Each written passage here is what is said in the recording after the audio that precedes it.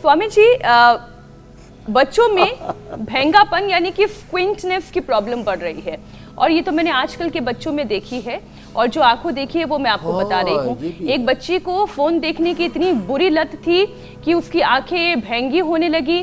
फिर डॉक्टर ने एक ही उपाय बताया कि एक तो डिजिटल डिटॉक्स कर दीजिए बच्चे का पूरी तरह से, और दूसरा फिर कभी एक आंख पे 3 घंटे तक बच्चा पट्टी लगा के घूम रहा है, फिर उसके बाद दूसरी आंख पे 3 घंटे तक बच्चा पट्टी लगा के घूम रहा है।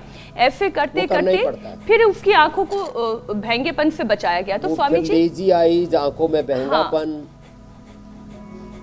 प्रमादी आंख, और ये जो भेंगापन है उसके लिए ये जो आंख पर पट्टे लगाने वाला, और आजकल ऐसे चश्मे भी आ गए, उससे फिर वो काम करना पड़ता है।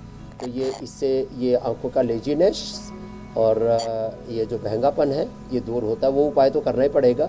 उसके साथ साथ ये एक्यूप्रेशर भी जरूर करें। ये भेंगेपन में, लेजी आई में विशेष रूप से लाभ करता है। 5-5 मिनट दबाना, 1-2 मिनट से शुरू करके 5 मिनट, और कपालभाति साथ में चलता ही रहेगा।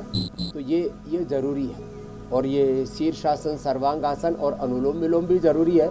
उल्टे लेट करके भुजंगासन और सीधे लेट के मर्कटासन भी ज़रूरी है, और पवन मुक्तासन भी ज़रूरी है। चलो लेट जाओ।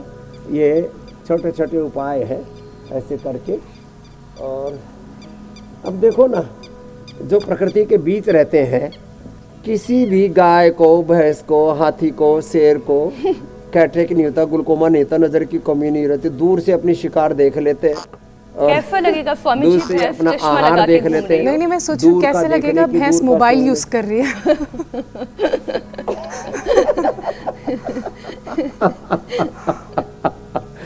तो वापस back to basic, back to nature, प्रकृति की ओर लौटो, संस्कृति की ओर लौटो। यहाँ देखो अक्षी तर्पण हो रहा है, त्राटक हो रहा है, यह योग हो रहा है।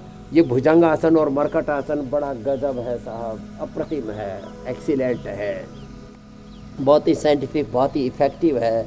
किसके लिए? ये स्पाइन के लिए। और शरीर की हड्डी का सीधा संबंध फिर ब्रेन और आँखों से होता है।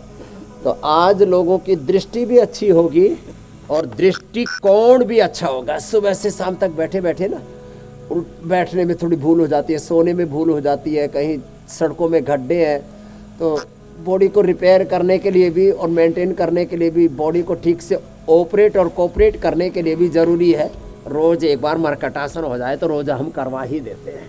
और फिर ये जो आप बता रहे हो ना डिजिटल फास्टिंग, जो जहाँ इसमें मोबाइल में घुसे रहते हैं, सोशल मीडिया में घुसे रहते हैं, उनके लिए ज़रूरी है। फिर मुटिया जाते हैं तो रोज़ ये भी कर लिया करती है ना अभ्यास, लेट करके अर्धहलासन, यो पूरा वेग के साथ।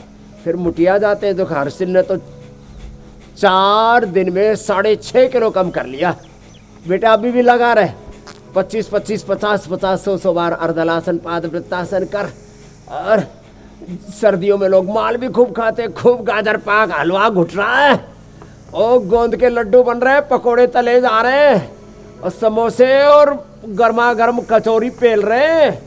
तो पहले ये कर लो जी। और मूली के पराठे, मटर के पराठे, गोभी के पराठे, स्वामी जी दृष्टि और दृष्टिकोण